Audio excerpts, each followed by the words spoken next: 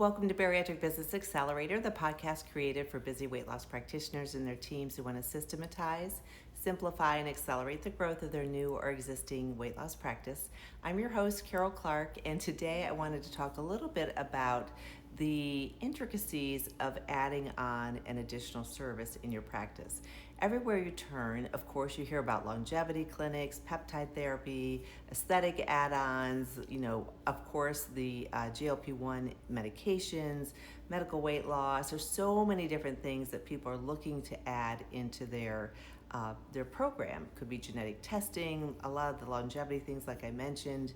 But anyhow, what we want to do is to make sure that these are something that are worthwhile for you to do and that they're not draining all the resources that you have in your practice. So you don't want to just hop on a trend. We want to make sure that you have a plan.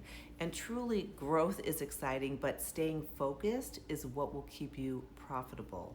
So a couple of things. I'm going to say 4 different considerations if you're thinking about adding a new service line or something new into your practice.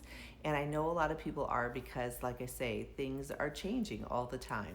And there's new opportunities, great salespeople out there. So the first thing you want to do is evaluate the demand or is it a demand or is it a distraction? Is it something that just sounds really good and you're all excited about, but it's not really something that your clientele really wants, or that's very going to be used very much in your particular area? Does it serve a need for your patient base, or are you just drawn to the buzz, so to speak? You want to look at your local market, competitor offerings, how much of it is in use there. And you can also do some patient surveys. I just created one today for a practice who's thinking about adding a few things. They have a huge database, and we sent out a questionnaire. And so we'll base some of those decisions on that response. The second thing you can do is look at the profitability and if it's an operational fit. So really take a close look, put together a simple pro forma. I know I do pro formas for like huge projects, but also small projects are really important. Even if you're contemplating making a change in your office, I was just working with an ENT practice, and they're looking at a different model for some of their services. And so actually the rep who came, I'm having them create a pro forma specific to their needs and their audience and their patient clientele. So that's one of the things that you can either create it yourself or have that person create sort of a pro forma so you can see, is it really something that would fit well, and is it going to be profitable for you? So you can take a look at your startup costs, what your staffing is going to be, what the needs are there, any regulatory requirements, and of course what your realistic pricing would be and how many of these you would have to sell in order for it to be profitable. So all those things come into play.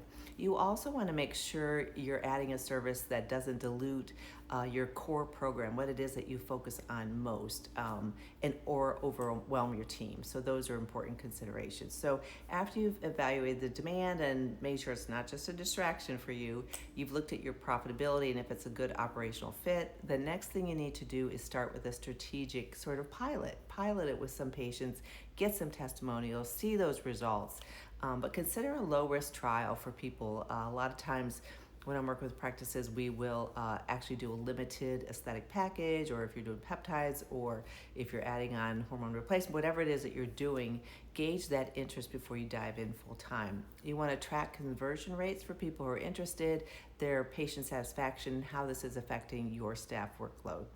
And as a part of this, if you're not going to do a trial because you figure I've got to purchase this piece of equipment or something, I'm not just trialing, I'm going all in, then definitely have a set blueprint or plan that you're following and making sure that you are following that all the way through. You also want to protect your brand. So any new service really should complement what it is that you're offering. And make sure that it is in compliance with your mission that you have for your practice.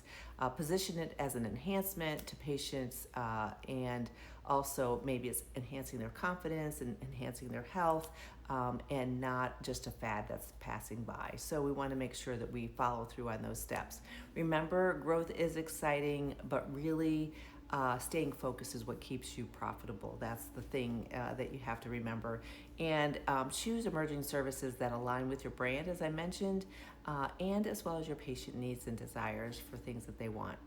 So you want to make sure that you are moving forward with confidence and you're not moving forward in a chaotic measure that drives your team crazy and confuses your patients and those that are looking to come to your practice. So I hope these few tips have been helpful, these 4 tips as a process to follow.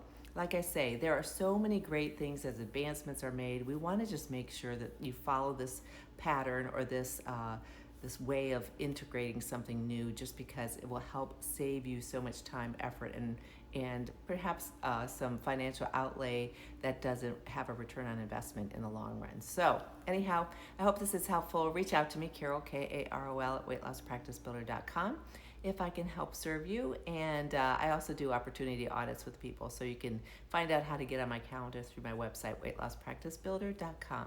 In the meantime, take care.